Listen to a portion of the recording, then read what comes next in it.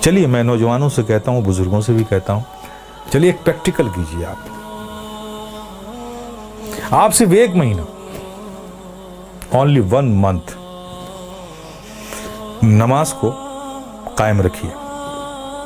کچھ بھی ہو جائے, ٹرین چھوٹتی ہے چھوٹ جائے, گاڑی چھوٹتی ہے چھوٹ جائے, کچھ بھی ہو جائے, لیکن نماز مت چھوڑیے. میں پریکٹیکل بات کہہ رہا ہوں. 1 مہینہ اس پر قائم رہیے, پھر 1 مہینے کے بعد نماز خود ہی آپ کو نہیں چھوڑے گی. آپ کر کے تو دیکھو یار, کر کے تو دیکھو میرے پیارے, پھر دیکھو کیا لطف آتا ہے. آج تمہیں سایہ بھی ڈرا رہا ہے نا, سائے سے بھی ڈر لگ رہا ہے نا, نماز کو اپنے سینوں سے لگا دو. خدا کی قسم ظلم و تشدد کی کیسی ہوئی آندھیاں بھی چلیں گی نا, اس سے بھی خوف نہیں آئے گا تمہیں. جو بندہ 5 وقت اپنے رب کی بارگاہ میں حاضر رہتا ہو. ارے بھائی, ایک آدمی ہے جو منسٹر کی آفس میں کام کرتا ہے, اور دوسرا آدمی جو آفس میں کام نہیں کرتا لیکن 3 بار پرائم منسٹر کے پاس جاتا ہے, تو دیکھیے کیسے سینے چوڑے کر کے چلتا ہے وہ. اس کا آنا جانا پی ایم کے آفس میں ہے.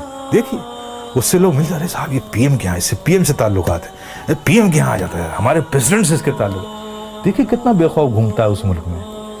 اور تم, اللہ نے کتنا فضل فرمایا کہ 5 وقت تمہیں یہ سعادت نصیب کرتا ہے. میرے بندو آؤ میری بارگاہ میں, جب تم کھڑے ہوتے ہو تو میں تمہیں دیکھتا ہوں, تمہاری عبادت, اور ایسی حالت میں کھڑے ہوتے ہو, ایسی حالت میں کھڑے ہوتے ہو. چونکہ میں دیکھوں گا نا, تو میں جسے دیکھوں اس کی حالت بھی تو ویسی ہو. پیارے آقا صلی اللہ علیہ وسلم ارشاد فرماتے ہیں کہ رب نے فرمایا, جب ایک بندہ نماز کے لیے مسجد میں جاتا ہے اور نماز کے لیے وہ کھڑا ہوتا ہے, تو کھڑے ہونے سے پہلے رب فرماتا ہے فرشتوں سے, اے فرشتوں, اس کے اندر جتنے گناہ ہیں نا وہ اس سے جدا کر لو, نکال لو, ان سارے گناہوں کو الگ کر دو اس سے.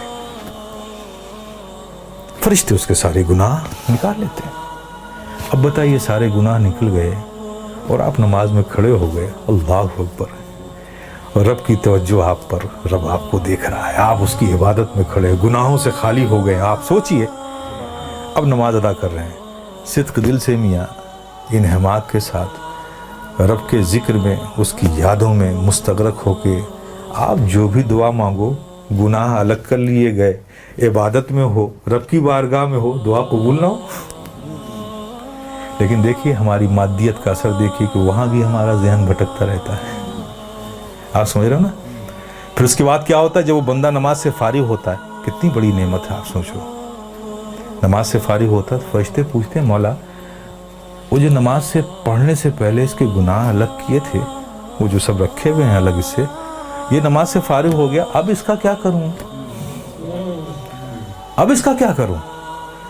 تو رب فرماتا ہے, جب تم نے الگ کر لیا ہے تو الگ ہی رہنے دو. آئے ہے, کتنی بڑی نعمت سے ہم محروم ہو رہے ہیں, خدا کی قسم ہیں. اس لیے میرے عزیز, میرے پیارے, یہ بہت بڑی نعمت ہے, بہت بڑی نعمت.